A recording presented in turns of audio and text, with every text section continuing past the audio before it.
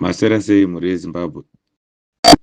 Tiri kufara kusakara naSunday 12 o'clock.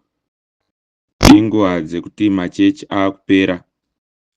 Saka tabva tati at least muchipedza chechi muchimhoresana paya mubva maparidza vhangeri rerevolution. Ikoko.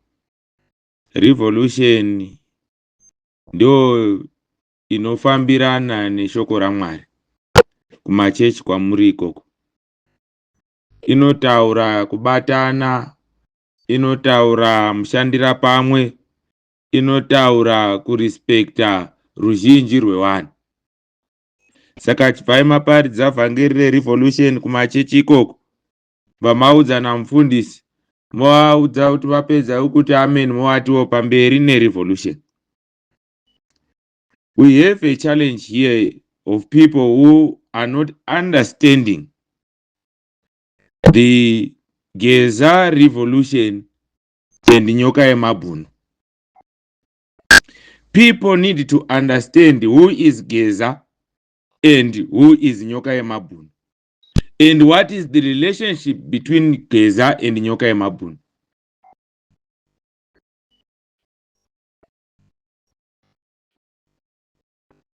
Geza is the military. Geza is the army. Geza is not a civilian. We were quiet all along, just listening to different individuals trying to define who is Geza, associating themselves with Geza. We are in Geza Revolution, we are in Geza Revolution. But do you know who exactly is Geza? The army cannot come and address the mass directly. They are addressing the mass through Comrade Geza. So when Comrade Geza speaks, Comrade Geza represents the army, represents the military. There are no individuals like Sarwaka, like anyone who can come and claim to be working with Geza. The only people who can associate themselves with Geza are the military. So people of Zimbabwe must understand this. Then on Nyokayemabhunu. Nyokayemabhunu is a civilian. It's a brand which is representing the civilian voice. So when Geza speaks, Geza was communicating to the civilians using the military language. Nyokayemabhunu was acknowledging that the message is reaching to the civilians. So when they arrested Nyokayemabhunu, they were trying to shut the voice of the civilian down. They cannot arrest Geza because Geza is the army. Geza is the security of the country. That's why Geza was speaking in authority on that one and saying, people get into the streets. When there is need of the food, we are going to feed you. Because Geza is the owner of the country. The reference by Nyokayemabhunu saying, Comrade Geza spoke, so people, let's follow the voice of Comrade Geza. It was an acknowledgement of the people. But we noticed on the 31st that the message is not getting to all corners of the people.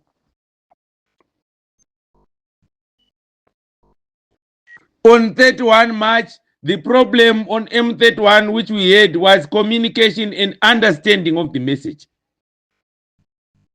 There was a missing link which is defined in the Masoja doctrine. Taurai zvinetsika kuruzhinji rwevanhu kuti masi inzwisise zvakanakira this revolution. Ndo zvinhu zvisina kuitika on 31 March. So mass haina kunzwisisa kuti toteera zvipi, to understand chi. Ndo saka Geza akanyarara izvezvi because we are here to spread the word and teach the mass and let them understand this revolution. And the brand which we are using to communicate and to teach the mass is the Zim Revolution.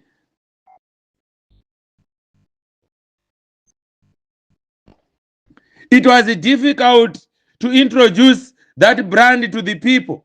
Zim Revolution is a spirit, it's not a physical thing. Some they come, they say this is a political party, this is a what? The reason why we are not physical is because we respect all political parties on the ground. We respect and appreciate all the efforts which they are doing. Every corner of the country, everyone is fighting for change in Zimbabwe. And that effort which is done by each and every political party, organization, individual is in line with the revolution agenda. So people must understand this. We are now defining these terms because we understand that our message is now getting to over 8 million Zimbabweans within 30 minutes. So it's time for you to know, so that when you prepare for Comrade Geza's comeback, you understand his message.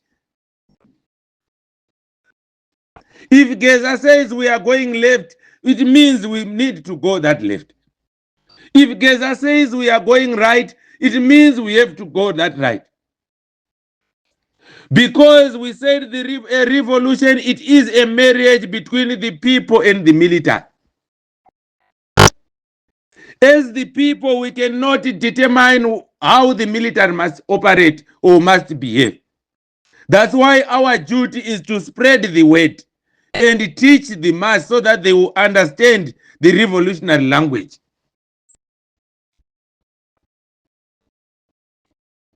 We don't have the mandate and the right to give you the signal. Comrade Saru akatipe signal.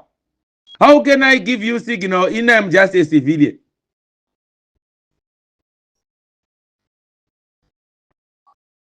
Our role is to teach you the language of the revolution so that you understand.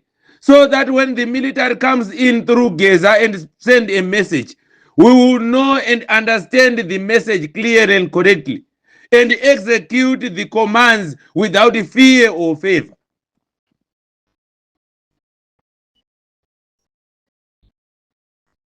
Saka ndiri kuona vazhinji vakashamisika vachita mabva nekupi. Tozviziva maifanirwa kushamisika. Wamwe vakaramwa vakati aiwa uyu ari kutaura is a civilian, isisi we understand Geza ane language yakadai. Saka aiwa isisi tinobuda muchini. Haubudi murevolution because revolution is here to save you. Ndosaka muchinzwa ndichigara ndichidedzera ndichiti munoita hasha vana werevolution muchiita zvamunoita, but teererai mirayiro yatinenge tichikupai. Dzokai murevolution. Hakuna mwana werevolution watinobvumidza kuti aende outside the revolution. Ndona vanhu vanenge vachitibvunza about mudzingwa. Wana werevolution vatakabereka. Vanoshamiswa nemabatiro atinoita basa. Asi tinoramba chiti hatina mwana werevolution watinotienda watinorasa. Tinoti penga udzoke uye kurevolution kune vanhu.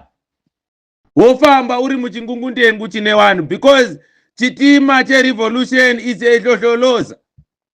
It carries everyone. Mapenzi, wafundisi, wemachechi, mombwe. Ndo dzatiri kutungamira because tinoziva kuti zviri kukonzeresai kuti muite zvakanaka nezvakashata hazvisiri pfungwa dzenyu, inhamo. And nhamo yacho yakonzerwa naMnangagwa nezviganani. Saka the military yakanzwa kuchema kwenyu mukapiwa Geza. That's the communication point yenyu. tono vamwe mune muchichemera, mune muchida kufonerana, motaura nawo.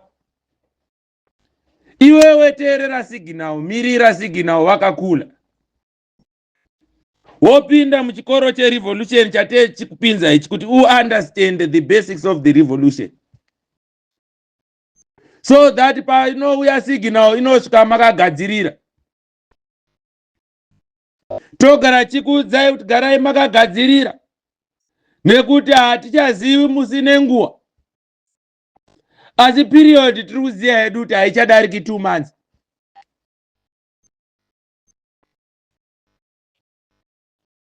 Nekuti makachema kamukati matambura. Wari kumusoro akakunzwai. Tonzwa vamwe vanenge vachida kuita commentary, focus on your messages. Inini handina munhu wandoshanda naye. When I address the army and the military, iwe oda wenda unotsigira uchiedhera zvako pamusoro. Chinokuwana, you have to reply for yourself. That's why we say the messages which we send, your duty is to share. Don't add, don't subtract. That's the message from Sarwaka. Sarwaka must be answerable to that message. Because mukaitora moimodifya moiisa mumazwi enyu inokutambudzai kana mobvunzwa, you cannot answer to these questions. Of which one of the principles dzandakakuudzai ndechekuti in this revolution the first move is to protect the people. That's why we are using one voice. We have a lot of admins here. Vanokwanisa kutaura kudarika even zvatinoita pano. But there must be an answerable voice. Kana nguva yakwana. So tiri kunosangana kuZimbabwe, ndiri kuona maadmins ari kusenda. So kwadi, that's the message tonosangana kuZimbabwe. Wano understand that the military language. Hakuna anotaura anoimba nebase kana tena. Hakuna zvemagroups ka tiri kuimba vanenge vari kuarmy vanoimba ne-one voice. Rakatsetseka kuratidza oneness. Hakuna mukuru pane umwe, hakuna mudiki pane umwe. Hakuna ari kuimbira pamusoro pane mumwe. Vese vari kuimba, they are singing smoothly. Tonosangana kuZimbabwe. We shall meet in Zimbabwe. This is a dedicated song which we are moving with in this revolution. That's Nyokayemabhunu. But when Geza comes, Geza doesn't come with tonosangana kuZimbabwe.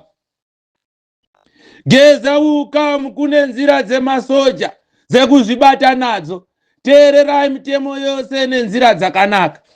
Tisave tinotora zvinhu zvemasi. Because the audience is different.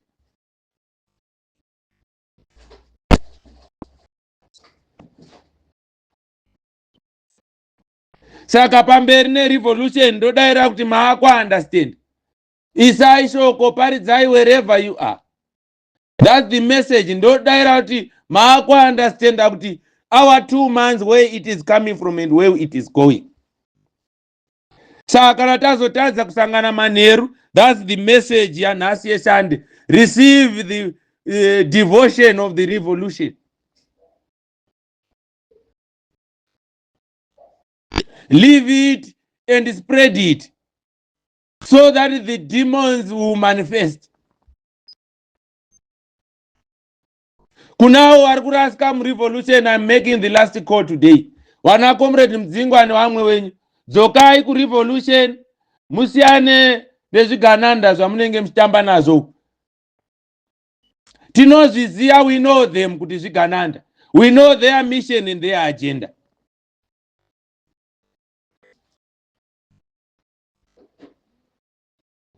Saka hatizodi vana verevolution vanozoita vanandamba kuudzwa.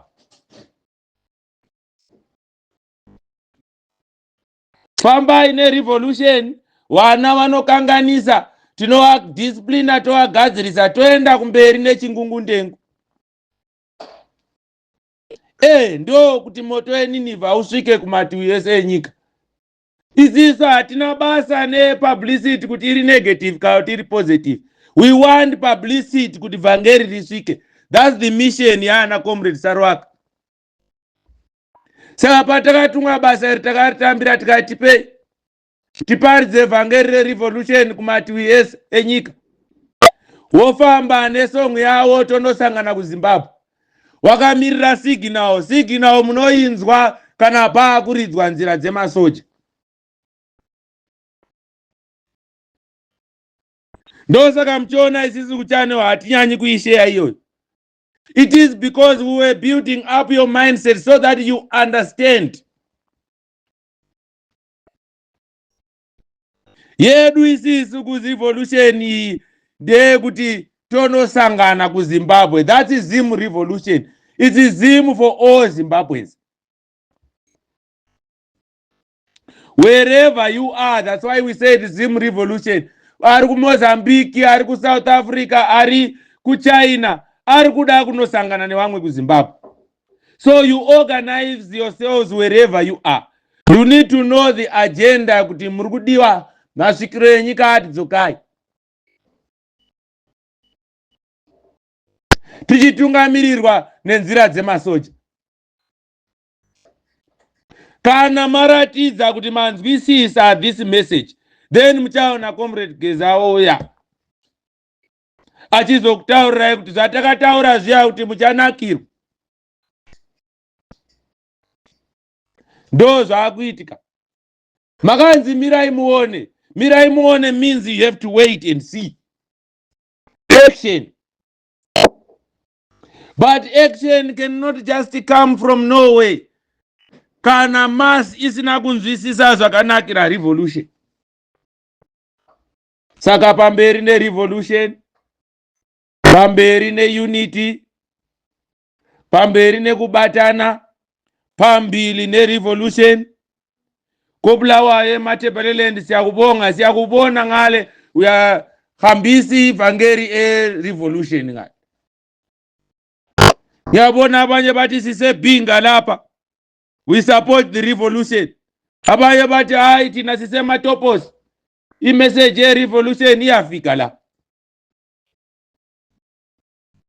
Ngabona sokunama WhatsApp groups amaTepeleland Midlands. Siyakubonga, siyabona ama-revolutionary efforts owayenzayo. Isignal yabuya umntana Geza uzobuya nesignal. Okwakathesi thina we are preaching i-word ye-revolution. So sizohlangana njalo kuma group akho, ngizobuya sizokhuluma sizwe ukuthi linama challenges yini ngendaba ze revolution. Then isikhuluma.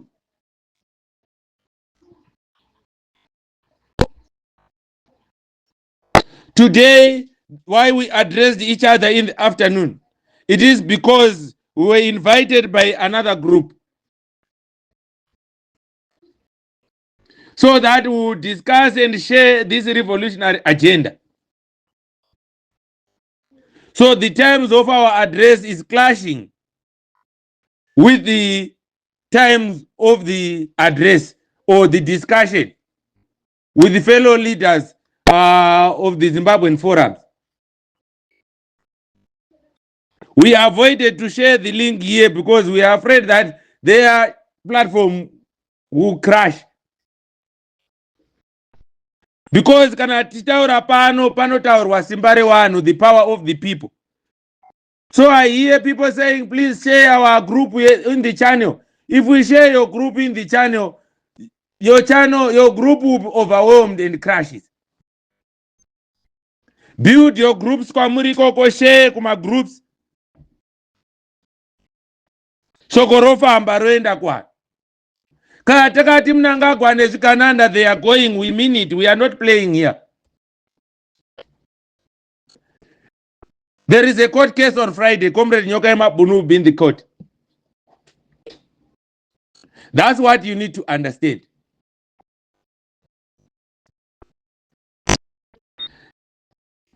The legal team is on the ground, they are working. I know you need to understand what is happening at Chatauri. Wamunonzwa vachitaura kumachannels avo iwawo, chingoteererai vachitaura izvozvo. Asi kuno kurevolution munomirira kusvika takuadressai. But what you need to know ndezvekuti we made several upgrades in this. And we are aware of their attempts and the reasons why they facilitated the postponement of the court sitting of Friday. Because we had separated these issues, they want to bring them together again. Kana wamaunza makesi wae panzvimbo 1, they want to catch us unaware. What nyaya yagarisa mukoti, saka ngati payangoita proceed to trial, our lawyers vasiri prepared. So it is true kuti manyangira yaona tukukuzivai pasi name. The legal team, we gave them the messages, they know how to prepare for Friday. Friday, we need everyone to Major Street Court to run back. Because the court case irkupinda needs Simbare one, the power of the people. Be there in numbers.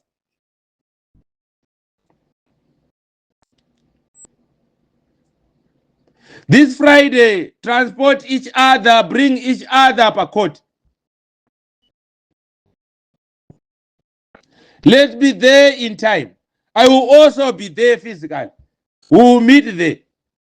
Before we meet in Zimbabwe, we must meet at Randburg Major Street Court on Friday.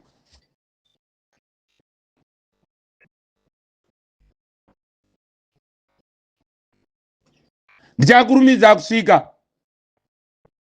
kuti sangane ikoko.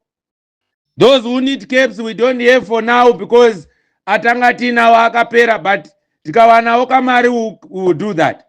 Those who are doing contributions towards Comrade Nyokayemabhunu, continue doing that. I'm sure the admins will appreciate you. But if we have individuals who want to help with the printing of the Zim Revolution caps, please come to our inbox, then we talk.